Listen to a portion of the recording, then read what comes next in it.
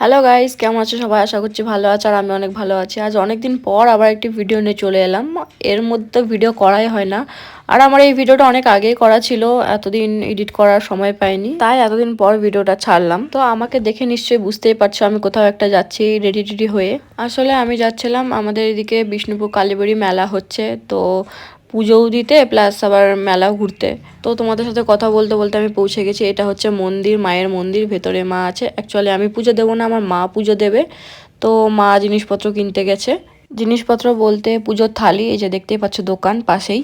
তো এখান থেকে জিনিসপত্র কিনে পুজো দিয়ে আমরা ঢুকে গেলাম সোজা মেলায়।